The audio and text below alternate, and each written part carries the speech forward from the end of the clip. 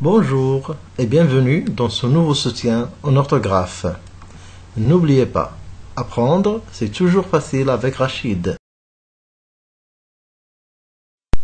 Notre soutien d'aujourd'hui portera sur les adjectifs numéros, les homonymes, les accents et le pluriel des noms composés. Vous êtes prêts? Allons-y. Commençons par les adjectifs numéros cardinaux. Récapitulons. En général, les adjectifs numéros cardinaux sont invariables. Exemple, les deux portes, les trois héros. Mais 20 et 100 prennent un S s'ils sont multipliés par un autre nombre. Exemple, 80 hommes, 700 jours. Ce S disparaît normalement si 20 et 100 sont suivis d'un autre nombre, ou s'ils sont respectivement employés pour 20e et 100e, ça veut dire exprime un ordre. Exemple, 86, 205, ou bien la page 80, ça veut dire la 80e page. Pour milliers, millions, milliards sont des noms et prennent donc toujours la marque du pluriel. J'espère que vous avez bien saisi la leçon. Alors, essayez de faire cet exercice. Écrivez en toutes lettres les adjectifs numéros donnés entre parenthèses dans les phrases suivantes. La première phrase, nous ne possédons que 30 histoires en tout. Je t'ai demandé d'acheter 18 bonbons et non 14. Pourquoi ne m'as-tu pas dit que ta grand-mère a, ici le nombre 80, ans? Christophe Colomb a découvert l'Amérique le 12 octobre 1492. Prenez votre temps et on se retrouve pour la correction. Je suis sûr que c'était facile, cet exercice. Faisons la correction. Nous ne possédons que 30 histoires en tout. Regardez comment on a écrit 30. La deuxième, je t'ai demandé d'acheter 18 bonbons. 10, le trait d'union, 8 bonbons, et non 14. La troisième phrase, pourquoi ne m'as-tu pas dit que ta grand-mère a 80 ans? Ici, on a mis le S du pluriel, parce que 20 est multiplié, et n'est pas suivi d'un autre nombre.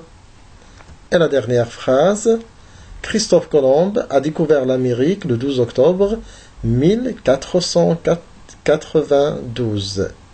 Regardez 1000, 4, 100, 100 ne prend pas d'S, 80, 20 ici ne prend pas d'S, parce qu'il est suivi de 12. Bravo! Passons maintenant aux homonymes. Alors, qu'est-ce qu'un homonyme? Les homonymes sont des mots qui se prononcent de la même façon, mais qui n'ont pas le même sens. Mais attention, les homonymes peuvent aussi s'écrire de la même façon, comme la mousse du savon et le mousse du bateau. Donc le mot mousse se prononce et s'écrit de la même façon.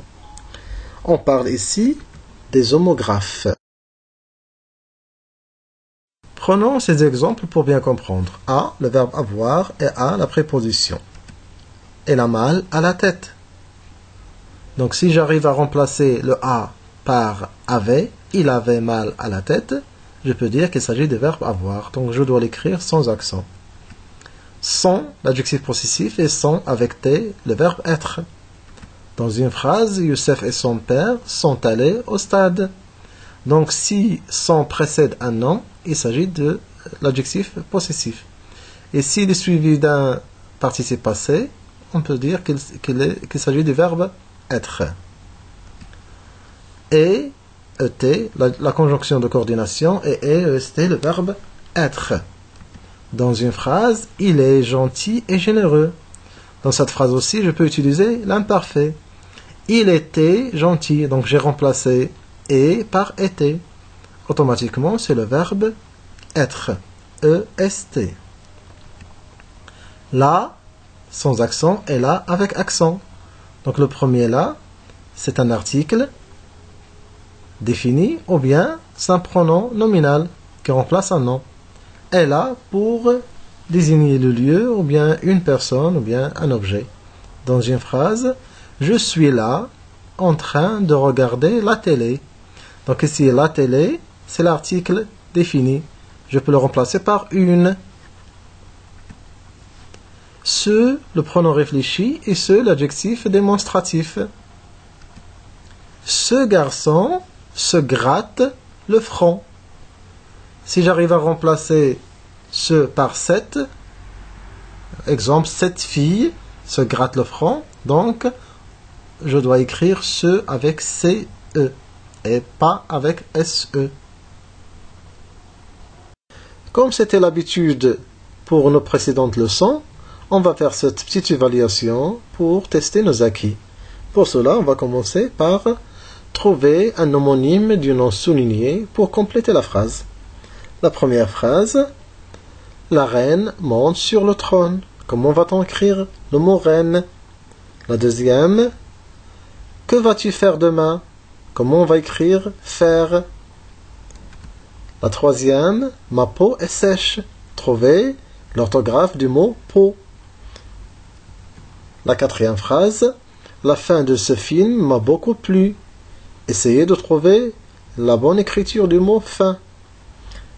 Et la dernière phrase, continue, tu es sur la bonne voie. Comment on va écrire le mot voie? Donc prenez votre temps et on se retrouve pour la correction. C'est terminé? Alors on corrige. Dans la première phrase, la reine avec R-E-I-N-E.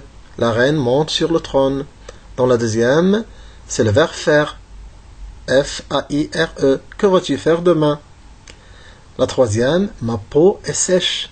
P-E-A-U. La quatrième phrase, la fin de ce film m'a beaucoup plu. F-I-N. Et la dernière phrase, continue, tu es sur la bonne voie. Voie avec E et non pas avec X. On continue avec ce résumé sur les accents.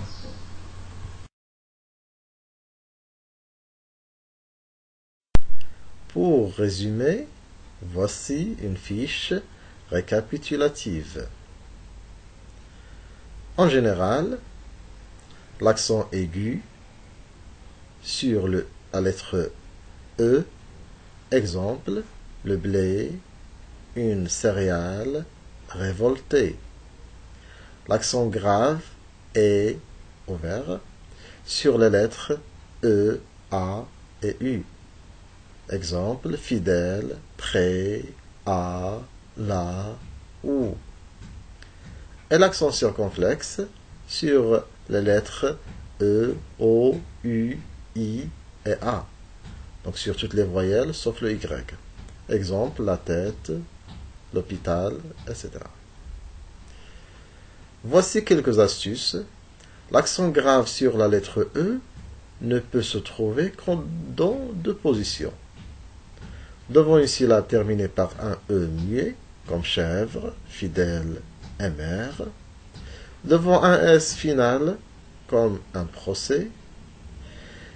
Il n'y a jamais d'accent grave ou circonflexe en fin de mot.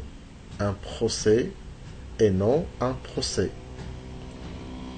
L'accent circonflexe est souvent la marque d'un S disparu, hospital, qui est devenu hôpital.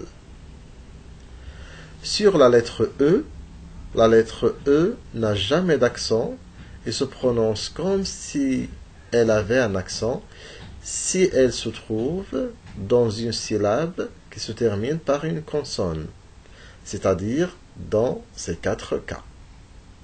Le premier cas, quand la lettre E se trouve avant deux consonnes qui se sont, ou bien qui ne sont pas dans une même syllabe. Merci. Écrire. Donc regardez merci, donc le E ne prend pas d'accent, mais écrire, le E a pris un accent. Deuxième cas, quand la lettre E se trouve avant un X, comme exercice. Troisièmement, quand la lettre E se trouve avant deux consonnes identiques, comme effacer, belle, trompette. Quand la lettre E se trouve avant une consonne finale prononcée, comme la mère, mon cher, chef, contrairement à mère et cher, qui se termine par un E.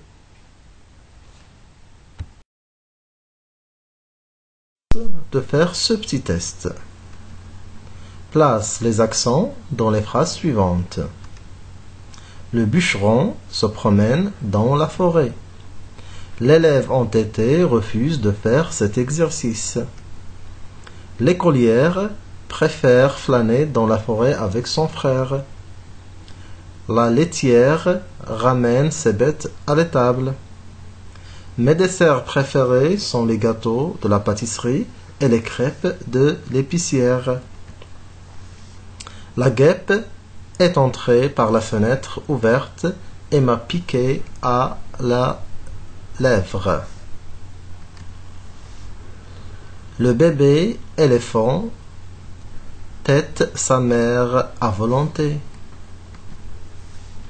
L'âne têtu était en train de gambader au bord de la rivière. Près du marché, on trouve la place de l'église juste à côté du cimetière. Alors prenez votre temps et on se retrouve pour la correction. Si vous êtes prêts, on corrige. La première phrase, le bûcheron se promène dans la forêt. Se promène, accent grave. La deuxième phrase, l'élève entêté. L'élève, deux accents pour le premier E, accent aigu, et le deuxième, accent grave. Entêté, accent circonflexe et accent aigu. L'écolière, aussi accent aigu pour le premier E et accent grave pour le deuxième. Préfère, la même chose, et flâner, accent circonflexe sur le A. Dans la forêt avec son frère, accent grave. La laitière ramène ses bêtes à l'étable. Regardez bien les accents. Mes desserts préférés sont les gâteaux, accent circonflexe, de la pâtisserie, ou bien de la pâtissière, et les crêpes de l'épicière. Regardez bien comment on a écrit les accents. La guêpe est entrée par la fenêtre ouverte et m'a piqué à la lèvre. Le bébé éléphant tète sa mère à volonté. L'âne têtu était en train de gambader au bord de la rivière. Regardez bien les accents.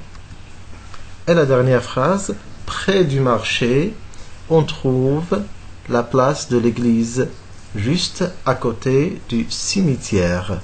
Alors, faites pause à la vidéo et corrigez bien vos fautes s'il y en a. Et je suis sûr que vous avez tous bien répondu. Passons maintenant au pluriel des noms composés. Faisons une conclusion à notre leçon. Donc, un mot composé est formé de 2, 3 ou de plusieurs mots. Les mots entrant dans la composition d'un mot composé sont reliés soit par un trait d'union, ou bien une préposition, ou bien tout simplement associés directement. on peut trouver des mots composés soudés, comme monsieur, bonhomme, etc. Ces noms composés peuvent être formés soit d'un nom plus un adjectif, d'un nom plus un nom, de deux adjectifs, d'un verbe plus un nom, d'un adverbe plus un nom, d'un verbe plus un verbe, ou d'un nom plus une préposition plus un nom. Dans les noms composés, seul le nom et l'adjectif peuvent se mettre au pluriel, si le sens le permet, bien sûr.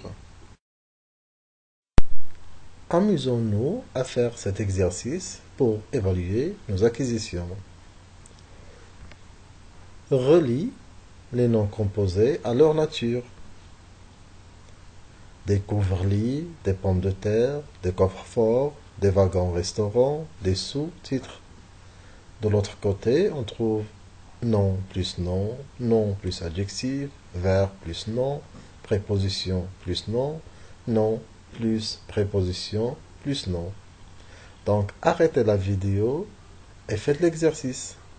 Et après, revenez voir la correction.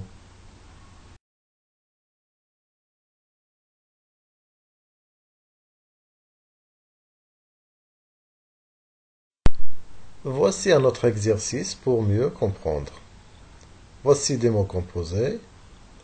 Nous allons les mettre au pluriel. À nouveau, arrêtez la vidéo et commencez à le faire. Ne trichez pas. Vous êtes de retour? Voici la correction.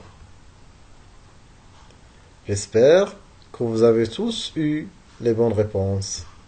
Super!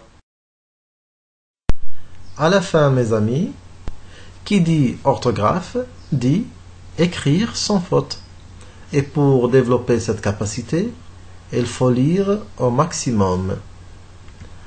Attendez toujours du nouveau avec RA Éducation. N'oubliez pas, je vous aime, cliquez sur j'aime, abonnez-vous à ma chaîne et partagez au maximum. À bientôt.